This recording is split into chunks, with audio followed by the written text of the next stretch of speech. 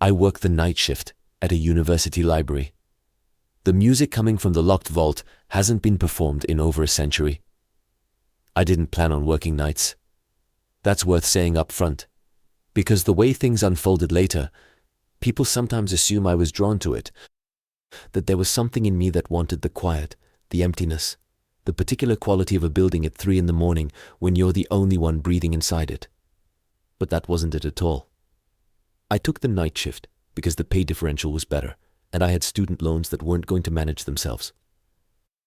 The job posting had been unremarkable. Library services assistant, overnight, Hartwell University. I'd graduated the spring before with a degree in musicology that had proven, as my father gently predicted, somewhat difficult to monetize. I wasn't bitter about it. I'd loved every hour of that degree. I just needed to make rent while I figured out the next step. And a library felt like the right kind of place for someone like me, someone who had always moved a little more comfortably through quiet spaces than loud ones. Hartwell isn't a famous university. It's one of those mid-sized institutions that has been around long enough to accumulate the kind of dignity that doesn't come from rankings, but from age. Stone buildings, ivy that isn't decorative but structural, in the sense that you get the feeling if you removed it the walls might simply exhale and settle into the ground. The library itself, Aldrich Memorial Library, was built in 1887, and the additions that had been grafted onto it over the decades had never quite managed to dilute the original building's character. The new wing felt modern, functional, institutional. The old wing felt like somewhere that had opinions. My first night, I met Daniel Graves. He was the overnight supervisor, which at Hartwell meant he had been doing this specific job for 19 years and had developed the kind of calm that isn't really calm at all, but is instead a very deep familiarity with things that would unsettle anyone else. He was in his mid-50s, I'd guess, with reading glasses he kept on a chain around his neck and a habit of touching the spine of whatever book was nearest to him when he was thinking, the way some people tap a pen. He gave me the tour in a way that felt less like orientation and more like he was reacquainting himself with a place he knew too well to look at directly anymore. The job itself was simple in theory. Overnight staff handled the late returns, reshelved anything that had been left out during the evening hours, monitored the study rooms that stayed open until 2, and then spent the remaining hours doing inventory checks, processing interlibrary loan requests, and generally keeping the building in the kind of order that allowed the day staff to arrive at 7 and feel like nothing had happened while they were gone. Daniel showed me the East Stacks, the periodical room, the rare books reading room that required a separate key. And then he paused at the end of the second basement level in front of a door I hadn't noticed at first because it sat in a recessed section of the wall and was painted the same institutional grey as everything around it. There was no handle, or rather there was a handle, but it was the kind that doesn't turn, the kind that just exists as a formality, because the door itself opened only with a specific key that was kept in a lockbox in the supervisor's office. Preservation vault, Daniel said, climate-controlled. Original collection materials, some archival recordings, documents going back to the university's founding. You won't ever need to go in there. He said it without emphasis, the way you'd say the boiler room is on sub-level 3 or the northwest elevator runs slow. Just information, just geography. What's stored there? I asked because I was genuinely curious. Musicology had given me a sincere love for historical materials, and the idea of archival recordings depending on the era was actually interesting to me. Daniel looked at the door for a moment before answering. Sheet music mostly. Original manuscripts. Some wax cylinder recordings from the early part of the last century. Correspondence from the university's first music faculty. The collection belonged to a Professor Aldrich, same one the library is named for. He was a composer, apparently, very prolific. The university acquired everything from his estate after he died in 1923. He touched the spine of a nearby shelved volume without looking at it. Nobody's really done a complete catalogue. The archival team went in about 8 years ago and started an inventory, but they never finished it. Funding, I think, or something else. I'm honestly not sure. I asked what the something else was. He smiled very slightly. Come on, I'll show you how the reshelving system works. That was Daniel. He had a way of answering the version of a question that made the most sense to him, which wasn't always the version you'd asked. In the weeks that followed, I settled into the rhythm of overnight work in the way that you do when you're young enough that your circadian system can still be reasonably persuaded to reorganize itself.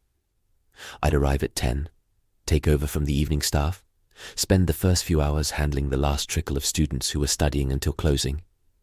And then once the building was locked, work through the quiet hours doing whatever needed doing. I started bringing tea in a thermos.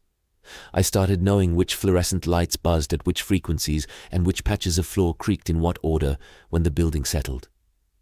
You learn a place very specifically when you're alone in it for 8 hours at a time. You learn it the way you learn a piece of music you've been practicing for months, not just the notes, but the pauses, the breath between phrases. Daniel worked 4 nights a week, and on the nights he wasn't there I was alone, except for a security guard named Phil, who did one circuit of the building every 2 hours and spent the rest of the time in a booth near the main entrance with a portable television and a specific brand of peanut butter crackers he bought in bulk.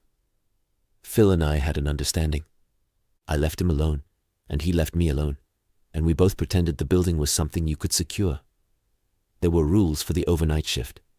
Daniel had given me a printed sheet that he'd clearly typed and formatted himself, the kind of document that gets revised incrementally over years until it contains information that its author has stopped being able to explain the origin of. Most of the rules were sensible. Don't prop open the fire doors, log every room check. Don't let students back in after lockout even if they've left belongings inside, because the insurance situation is complicated. If you hear something that sounds like a water leak, call facilities, not security. There were a few that were less obviously sensible. One said, "Do not play music in the east stacks or the second basement level after midnight." There was no explanation. Another said, "If a call comes through on the internal extension 14 after 1 a.m., let it ring." Extension 14 was, as far as I could determine from the directory, not assigned to any room or station. And then there was the last one, almost an afterthought at the bottom of the page. The preservation vault door should remain closed and locked at all times. Do not open it to investigate sounds. That last one gave me a small pause the first time I read it. The construction of it, "do not open it to investigate sounds," was specific in a way that most rules aren't. Rules usually tell you what to do. They don't usually anticipate the particular reason you might be tempted to break them. I asked Daniel about it when I next saw him. He was reshelving return materials in the East Wing, running his fingers along the spines with the efficiency of someone who has long since stopped needing to read call numbers consciously. "Did someone hear something in there before?" I asked. "Is that why that rule is on the list?" He didn't stop shelving. "The climate control system is old. It makes noise. People get curious. The vault contains irreplaceable materials. Better not to have people opening it unnecessarily." "That makes sense," I said. "But the way it's worded—" "I wrote it the way I wrote it," he said, not unkindly. Then, "How are you finding the overnight hours? Sleeping okay during the day?" He was very good at that. Not shutting conversation down, just redirecting it so smoothly you almost didn't feel it happening. The truth about the vault was this. I didn't think about it much, for a long time. There was always enough to do, and the building offered more than enough atmosphere to keep a certain quality of imagination occupied without needing to invent additional sources. A library at 2 a.m. is its own kind of presence. The weight of all that paper, all those accumulated words, creates a particular silence that isn't really silence. It's more like silence's older, more concentrated relative. You become aware of your own breathing. You become aware of your footsteps in a way you never are during the day. The fluorescent lights buzz. The building presses in, not unpleasantly, but persistently. I was genuinely happy there. That's something I want to be clear about. Whatever happened later, the job itself was good for me. I was reading more than I had in years. I was working through some of my own musical ideas in the quiet hours. I had started keeping a notebook, not a journal exactly. More like a collection of observations, fragments of thought. Things I noticed about the building or the books or the particular quality of institutional silence after midnight. It sounds perhaps more precious than it was. It was just something to do with the part of my brain that wouldn't shut off. It was in my 4th month there that I first heard the music. I want to be careful about how I describe this because the mind does things at 3 a.m. that it doesn't do at 3 p.m. and I've thought about this enough times now that I'm not entirely certain which details I'm remembering and which I've added in retrospect. But I'll try to be honest. It was a Wednesday in November. Daniel was off.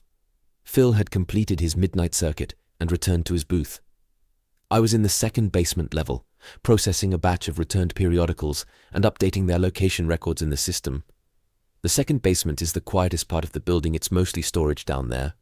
Older materials that don't circulate frequently, and the climate control runs at a lower setting than the upper floors, which makes the air feel slightly thicker. Heavy. The kind of air that doesn't move unless you move through it. I heard it the way you sometimes hear something when you're not sure whether it's external or internal, whether you're perceiving it or generating it. A melody. Low, unhurried. It had the quality of something played on strings, though that wasn't quite right. Not quite strings. Something older than strings, or maybe something that had been transcribed for strings so many times that the original quality had been filtered through all those subsequent versions. It was in a mode I recognized from my studies, not major, not minor, something between, something that moves in a way Western music largely abandoned several centuries ago. I stopped moving.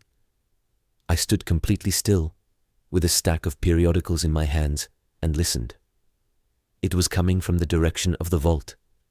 Now, the first thing I did was exactly what Daniel would have wanted me to do. I stood still, and I thought about it rationally. The climate control system was old. The building was old. Old buildings have their own acoustics, their own resonances, and it is entirely possible for a mechanical system to produce sounds that the human brain, oriented toward pattern recognition the way it is, interprets as musical. This is documented. This is a real phenomenon. I had read about it. I believed it. I stood still for probably 4 minutes and listened. The melody continued. It didn't speed up or slow down. It didn't repeat exactly, but it moved through variations the way a theme does when it's being developed, recognizably related to itself, building on its own established logic, which is, I'm aware, not how climate control systems sound. But I wasn't ready to follow that thought to its end, not yet, so I put the periodicals down carefully and went upstairs. I didn't tell Phil. I didn't write it in the shift log. I wrote it in my notebook instead, trying to transcribe what I'd heard. And the transcription looked like music. Organized, internally consistent music. Which bothered me more than I let myself acknowledge at the time. The second time I heard it was 2 weeks later. Same floor, same approximate hour, same melody though further along in its development, as if in the intervening 2 weeks it had continued without me and I was only now rejoining it. I stood in the corridor outside the vault door for a long time that night. The sound was clearer than before, or maybe I was listening more carefully. There was a texture to it that I kept trying to identify, not strings, not exactly wind, something with breath in it, but not a breath instrument, something that knew it was being heard. That's not a rational thing to say, I know that, but I'm trying to be accurate. I went home that morning and spent 2 hours on the university's digital archive reading about Professor Aldrich. What I found was less than I'd hoped for and more than I'd expected. Cornelius Aldrich had joined Hartwell's music faculty in 1891, the same year the library that would eventually bear his name had opened its original reading room. He'd been described in contemporary accounts as a remarkable composer and a dedicated if unconventional teacher. He had produced a substantial body of work during his 32 years at Hartwell, most of it apparently held in the very vault I was now standing outside of on Wednesday nights. What was harder to find was any performance history for his work. Other composers of that era, even minor regional ones, left some record of their music being played. Concert programs, newspaper reviews, correspondence about productions. Aldrich's archive had his compositions, apparently, in considerable quantity, but almost no record of any of them being performed during his lifetime. One brief mention in a 1908 letter from a colleague referred to Aldrich's remarkable disinclination toward the public presentation of his work, and wondered whether this represented artistic temperament or something more protective in nature. Protective. That word stayed with me. He died in 1923. The cause of death in the university records was listed as natural causes, but a footnote in a 1970s history of the music department noted that several faculty members at the time had described his final weeks as disturbed, and his death as a relief in some sense to those who cared for him. which was a peculiar enough formulation that the historian who'd included it had added a sick in brackets as if to confirm that he hadn't misread his source. I went to work the following Wednesday and said nothing. I shelved books. I processed interlibrary loans. I drank my tea. And at 2:47 in the morning, I heard the music again. I was in the second basement by design. I had told myself I was just checking the periodical section, which I had been to 3 times that week already, which was perhaps telling. The music was there before I reached the vault corridor, or rather, I could hear it from the stairwell, faintly, the way you can sometimes hear something in a building before you're technically in range of it, because sound travels through structure as much as through air. I walked to the vault door and stood in front of it and listened. The melody had qualities that I struggled to categorize, which wasn't something I said lightly. I had spent 4 years studying historical musical forms in significant depth. This was something I genuinely could not place, not because it was atonal or chaotic, but because it was coherent in a way that didn't fit any tradition I'd been taught. It was as if it had developed in parallel with Western music rather than within it, arriving at similar structural solutions through entirely different logic. There were cadences, there were phrases, there was unmistakably a developing harmonic sense, but it was organized around relationships I didn't have words for. And then I made the mistake. Not through stupidity, I want to be clear about that, because there's a version of this story where the narrator is simply foolish, and that's not what happened. I made the mistake because I was a musicologist, because I had a genuine and lifelong love of historical musical forms, and because I was standing outside a vault that contained the manuscripts of a composer who had spent 32 years at this institution writing music that no one had ever heard, and the music I was hearing was extraordinary. I went back to the supervisor's office. I took the lockbox key from the second drawer of Daniel's desk, the one I'd seen him open twice, and had catalogued without meaning to, the way you catalog things when you're paying close attention to your environment. I took the vault key from the lockbox. I went back to the basement. The door opened on the first try.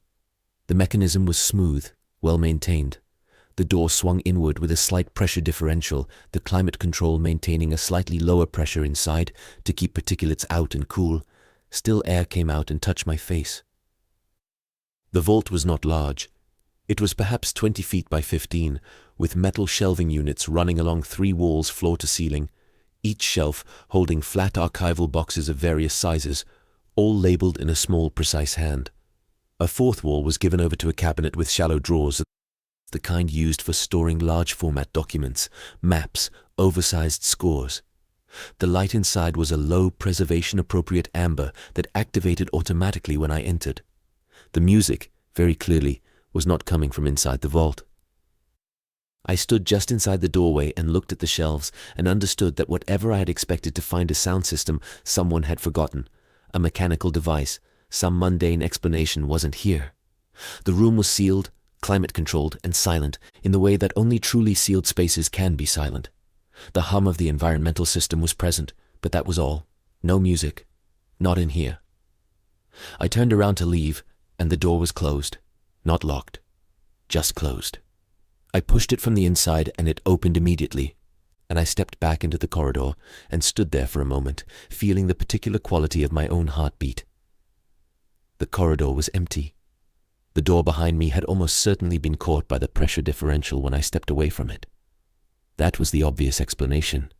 That was certainly what happened. The music had stopped. I locked the vault, returned the key to the lockbox, sat down at the processing desk, and wrote in my notebook for 45 minutes. I wrote down everything, the quality of the music, the structure of it, the way it had developed over the 3 times I'd heard it. I wrote down Aldrich's name and the dates and the word protective from that 1908 letter. I wrote down that the music was not coming from inside the vault, which meant I didn't know where it was coming from. Then I turned to a new page and wrote, "What is the rule, exactly?" I wrote the rule from memory. The preservation vault door should remain closed and locked at all times. Do not open it to investigate sounds. I had thought, reading it the first time, that the rule was about curiosity, about not wanting staff members to go rifling through irreplaceable materials in search of some mundane noise. But sitting there in the second basement at 4 in the morning, I started to think the rule was not about the vault. It was about the sounds. Do not open it to investigate sounds. maybe the important part wasn't the vault. Maybe the important part was the sounds themselves, what they were doing, what function they were serving, and what happened when you acknowledged them the way I had just acknowledged them, by going to their source. I didn't sleep well that day. This was unusual. I had become good at sleeping during daylight hours. The next time I saw Daniel, I didn't tell him what I'd done. I watched him, instead watched the way he moved through the building, the particular attentiveness he gave to certain areas, and the deliberate inattention he gave to others. He never lingered near the second basement longer than necessary. When we did go down there together for any reason, he moved through it efficiently and came back upstairs as directly as the task allowed. I had thought this was just the behavior of someone who knew a space well enough to navigate it without being interested in it. I started to revise that interpretation. A week after I'd opened the vault, I arrived for my shift, and Daniel was still there, which was unusual. He normally left at the 10 o'clock handover with minimal ceremony. He was standing at the desk, reorganizing some files that didn't obviously need reorganizing. "How are things?" he said.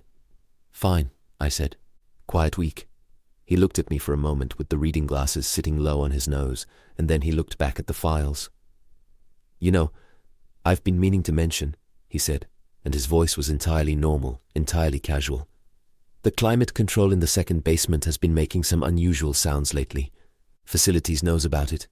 Nothing to worry about." "I haven't noticed anything unusual," I said.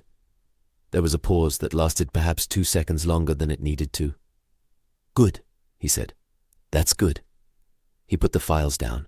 He picked up his bag. "I'll see you Thursday." He left, and I stood at the desk for a moment and understood that he knew exactly what I had heard, and almost certainly knew that I had gone to investigate it, and had chosen to offer me the explanation he always offered and to see whether I would accept it. I didn't know what accepting it would mean exactly, or what refusing it would mean. I only knew that something had changed, in the building or in my relationship to it, and that Daniel was aware of that change and was choosing carefully what to say and what not to. The music came back 4 nights later. This time I was on the main floor, in the reference section, and the music was distant, a quality of sound at the very edge of hearing that I might have dismissed as tinnitus or air pressure or any of the other things that plausibly explain sounds that don't quite exist. But I had transcribed this melody 3 times now. I knew its structure the way I knew pieces I'd studied in depth for years. It wasn't ambiguous. I stayed in the reference section. I shelved books. I checked the study rooms. I completed my rounds and logged everything correctly and did not go to the second basement at all that night. I wasn't following the rule from the list. I was following something else. Something less articulable, a feeling that the invitation to go down there was precisely that, an invitation, and that accepting it the first time had been a mistake I shouldn't compound. But something else happened that night that I haven't described yet. At 3:15, I was passing through the east stacks on my circuit when I heard, very clearly and from no particular direction, a page turn. The east stacks after 2 in the morning are empty. This is not a belief or an assumption that I had just done a room-by-room check and logged it. The building was locked. Phil had done his 2 a.m. circuit. There was no one in the east stacks. And yet the sound of a page turning, the specific, fibrous, resistant sound of a heavy page of old paper being lifted and laid down, came from somewhere in the shelving rows ahead of me with perfect clarity. I stopped walking. I stood in the main aisle of the east stacks and looked down the rows. There was someone at the end of the 3rd row. Not exactly someone. That's not the right way to put it. There was a shape that was arranged in the way a person is arranged upright, with the approximate dimensions of a human figure standing at the end of the row, with its back to me, facing the shelving. In the poor light of the east stacks at night, which runs on motion sensors and had come on in the main aisle but hadn't reached the far row, the figure was mostly shadow. What I could see was a posture, slightly forward, the head angled as if reading, the right arm extended slightly toward the shelf. I said, "Library's closed." My voice came out entirely normally.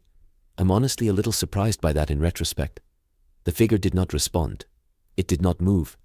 The right arm remained extended toward the shelf with a stillness that wasn't the stillness of someone who had frozen in surprise. It was the stillness of something that had been still before I arrived and had simply continued being still. I took 1 step forward. The lights came on in the adjacent aisle, responding to my movement, and the angle of illumination shifted slightly, just enough that the end of row 3 was no longer entirely in shadow. The row was empty. Not that the figure had left, not that it had moved to a different row while I wasn't watching. The row was simply empty, the way it had been empty before I stopped and looked. And the only evidence that anything had been different was the feeling in my chest and a very small displacement of dust on the shelf at the far end of the row that I may or may not have imagined. I completed my circuit. I logged the check. I sat down at the processing desk and did not write in my notebook for the first time in weeks because I found I didn't want to describe what I'd seen or hadn't seen in terms that would make it permanent. I called in sick the next 2 nights. It wasn't entirely false that I had a tension headache that had been building since the night in the stacks, the kind that settles in just behind the eyes and makes concentration feel like a physical effort.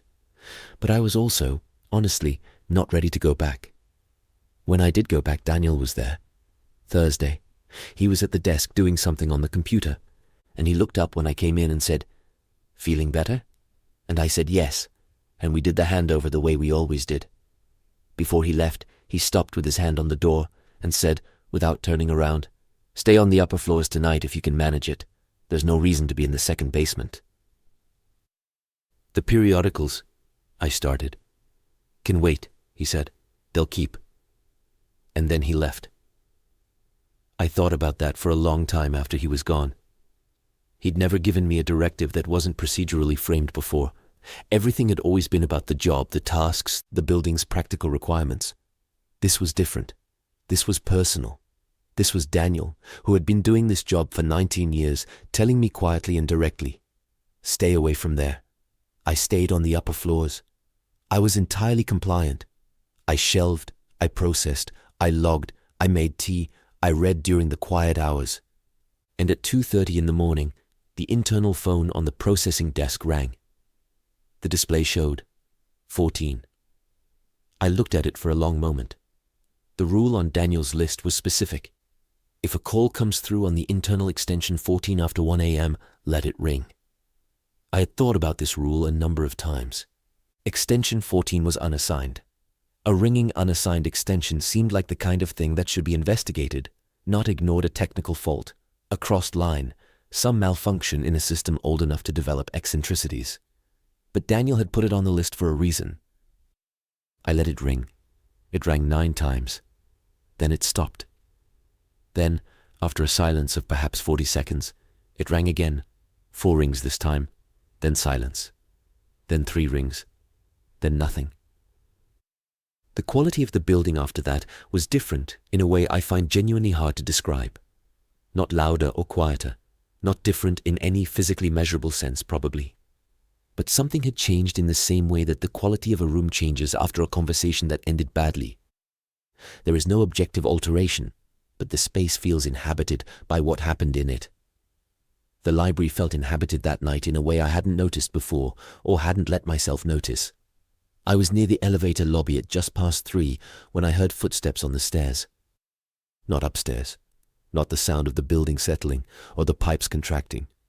Footsteps, the specific rhythmic impact of weight moving on a staircase, coming up from below, from the direction of the basement levels. Phil was in his booth near the entrance on the main floor. I knew this because I could faintly hear the tinny sound of his portable television from the far end of the corridor. The footsteps were not Phil. They were coming from the interior stairwell, not the main entrance area, and they were moving with deliberate, unhurried regularity, not the pace of someone searching or exploring, but the pace of someone who knew exactly where they were going. I stepped back from the elevator lobby and stood against the wall of the corridor. The stairwell door was around the corner from me. I could hear the footsteps reaching the top of the stairs, hear the slight pause that meant someone reaching for a door handle, and then nothing. No door opening, no continuation of footsteps. Just a pause, and then a quality of attention that I can only describe as the feeling of being on the other side of a door from someone who is also listening. I did not go around the corner. I stood against the wall with my back to the plaster and my hands flat against it, and I breathed as quietly as I could. And I waited. I don't know how long. My sense of time was unreliable by then. in the way it gets when you're frightened but trying not to be, when you're operating in the hyper-attentive state that makes each second feel both elongated and uncountable. The presence, and I use that word because I don't have a better one, eventually receded. There is no other way to describe it. There was no sound of retreating footsteps. There was no door opening or closing. There was simply a gradual diminishment in the quality of attention on the other side of the corner, the way a held breath eventually releases. And then the corridor was a corridor again, and the building was a building, and I was a person standing against a wall who needed to sit down. I sat on the floor of the corridor for a while, not dramatically, just sat down against the wall and put my head back and stared at the ceiling and thought about Daniel, who had been doing this for 19 years, and about the rules he had written in his careful, matter-of-fact format, and about the word protective in that letter from 1908, and about a composer who had spent 32 years writing music that no one was supposed to hear. I thought about what it meant to write music that no one was supposed to hear, not music that you were too shy to perform, not music that was technically too difficult for the performers available to you, music that you, specifically, had decided should not be performed publicly, music that you had protected, music that existed in a vault in a building that now bore your name, music that had apparently been continuing in some form for over 100 years. I worked the rest of that shift very carefully. I stayed on the main floor. I did not go near the stairwell again. I completed every task on the overnight list. When Phil came by at 5 for his final circuit, I asked him, conversationally, if he'd noticed anything unusual in the building tonight, and he looked at me with the mild, perpetually incurious expression he brought to most things, and said, "Nope," and ate a peanut butter cracker, and went back to his booth. I thought about whether Phil's answer was reassuring or not. I decided it was simply what it was. The hardest part came 3 weeks later. I had been working carefully. I had been staying on the upper floors after midnight. I had been following the rules not out of compliance but out of genuine, considered understanding. I had read everything I could find about Cornelius Aldridge, which wasn't much. I had tried to transcribe the music I'd heard from memory with increasing precision, and the transcription had started to feel like something I was afraid to look at directly, the way you sometimes can't look directly at the sun. Daniel came in one Thursday, and he looked different. Not visually different. His clothing was the same, his glasses were on their chain, his movements were the same efficiency, but his manner was different in a way that took me a few minutes to identify. He was quieter than usual, and Daniel was already a quiet person. He was operating with the kind of internal attention that you bring to something difficult, the way a person moves differently when they're managing pain. I asked him at the handover how things were. "Quiet week," he said. The exact words I'd used weeks ago. We worked together for 2 hours that night. He'd come in early for some reason, which hadn't happened before, and during those 2 hours, I noticed that he went to the second basement once. Just once, briefly. He was gone for perhaps 7 minutes, and came back with a box of archival materials he said needed to be transferred to the reading room for a researcher. He set the box down, and went about his other tasks, and didn't mention it, and didn't look at me to see if I'd noticed. I noticed. When he left at midnight, he paused at the door again. He'd developed this habit, or I'd started noticing it. "Everything's noted in the log," he said. "Straightforward night. Should stay straightforward." "Daniel," I said, and then I stopped because I didn't know how to finish the sentence. He waited. "The music," I said, "in the vault corridor, I need to tell you that I heard it. I've been hearing it for months." A long pause. He adjusted his glasses on their chain in a way that seemed involuntary. "I know," he said. "And the—" I stopped again. "There was someone on the stairs, a few weeks ago." "I know that too," he said. He said it simply, without drama, the way you acknowledge something that you've been aware of for a long time and have been managing at a distance. "It's been more active recently. It does that sometimes. Cycles." "What is it?" I asked. He looked at the middle distance for a moment. "I honestly don't know exactly," he said. "I've spent 19 years making sure it doesn't matter what it is. Then, you need to keep following the rules. Don't investigate the sounds. Don't go to the second basement after midnight. Don't answer extension 14. And don't—" He paused. "If you hear your name down there in that voice, the musical one, don't respond. Don't say anything. Just leave the floor. I had not mentioned hearing my name. I had not heard my name. Has anyone? I started. There was someone here before me, Daniel said. Before my predecessor. Records are incomplete. He picked up his bag. You're doing well. You're careful. That's the important thing. He left.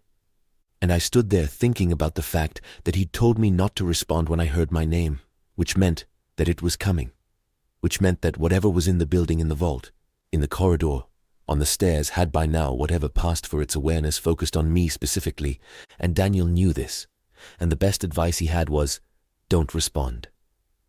2 nights later, a Friday, I was alone in the building. Phil in his booth, me in the reference section with my tea and my notebook, the night orderly and usual. I had the radio on low, one of the rules Daniel hadn't written, but that I had established for myself, a method of filling the silence with something controlled and familiar, something with clear known origins. At 2:18, the radio stopped. Not malfunctioned. Stopped. I mean, it fell silent in the middle of a word, the way recordings stop when they reach the end. Except this was live radio, and there was no end to reach. A clean silence that was somehow more total than a broadcast can produce through any technical failure I understand. And in that silence, from downstairs, from below the floor I was standing on, the music began.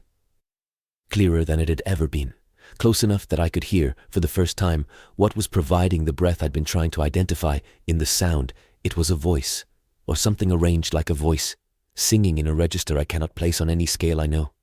Not singing words, singing in the way that music is more fundamental than language, in the way that melody precedes any system we build to describe it.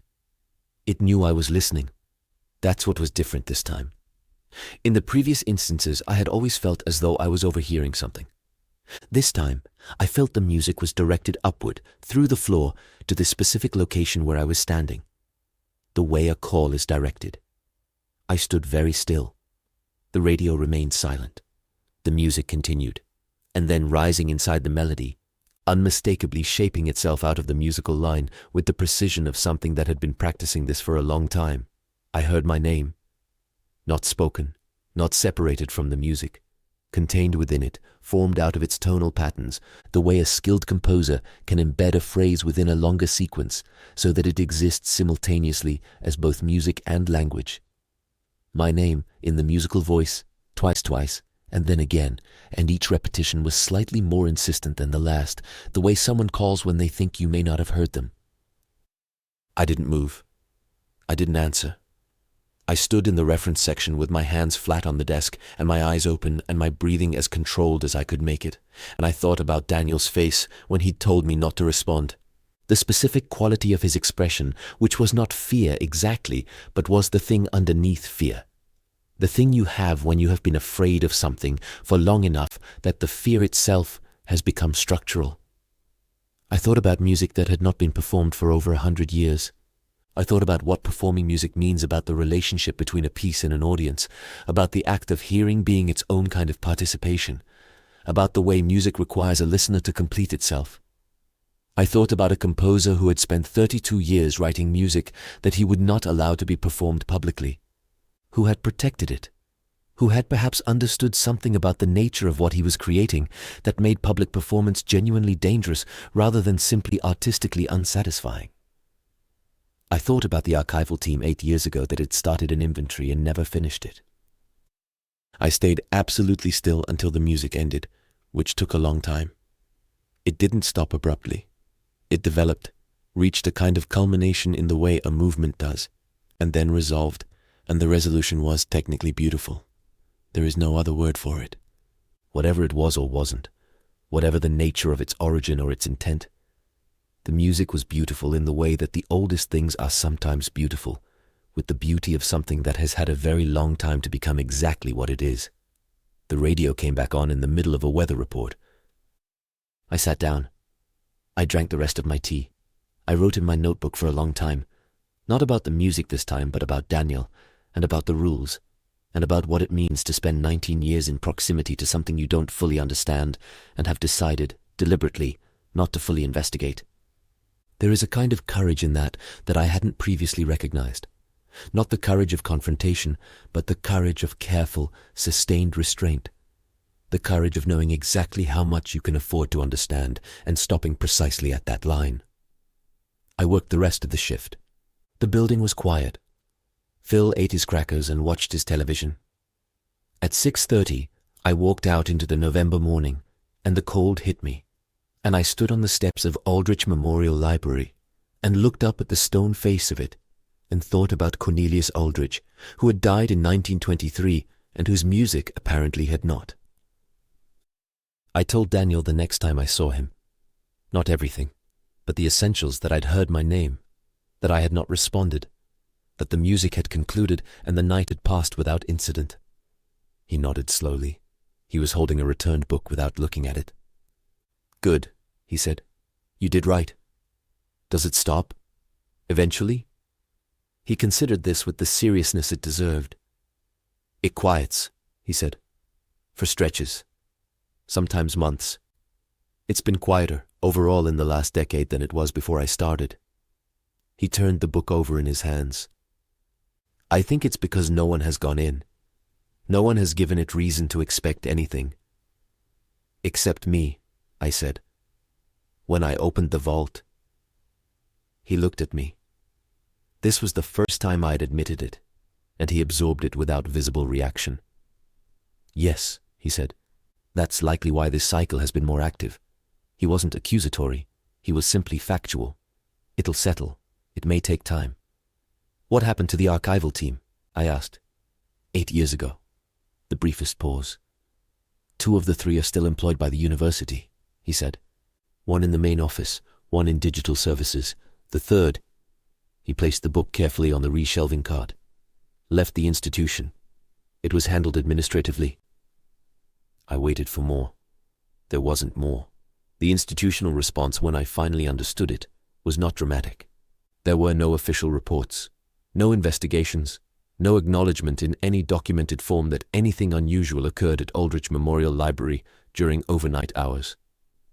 What there was instead was a very old system of management, a set of rules maintained across successive supervisors, a culture of careful inattention, a building named for the man whose work persisted inside it, a kind of ongoing arrangement with something that could not be conclusively addressed and therefore had to be accommodated.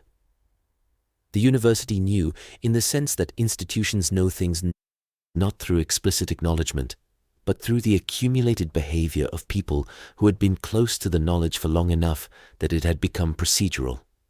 The lockbox, the list, the unassigned extension, the rule about the vault, worded not as a safety protocol, but as something closer to an instruction about how to behave around something that was paying attention. I stayed at the library for another 8 months after that November. I followed the rules. I stayed on the upper floors after midnight. I let extension 14 ring. I did not go to the second basement unless the shift required it, and then I moved through it efficiently and came back upstairs. I did not play music anywhere near the vault corridor, which I now understood was not about volume or disturbance, but about something more like inviting a response. The music came back twice more during those 8 months, always in that same distant rising way, always in the second basement corridor in the hours between 2 and 4. I heard my name once more, months later, shaped again inside the melody with that peculiar precision. I sat still. I did not answer. The music resolved and ended, and the building was a building again. I left the job in July. I had found a graduate program in historical musicology, a real one, funded at a university further north, focused on the reconstruction and contextualization of historical compositional practices. The kind of work that required exactly the skills I had. My application essay had been about modes in pre-Baroque composition, about the structural logic of musical forms that Western music had largely moved away from, about why certain harmonic relationships had been set aside and what they might have offered if they'd been developed further. My supervisor there read the essay and told me it was unlike anything she'd received from an applicant in 15 years of directing the program. She asked me where my ideas about the effective properties of these modes had come from. I told her from study, from reading, from careful attention to historical sources. I still have the transcriptions. In the notebook, the pages where I tried to put down what I heard in the second basement of Aldrich Memorial Library over those months. I look at them sometimes now that I'm working in a field that might give me the tools to actually analyze them properly.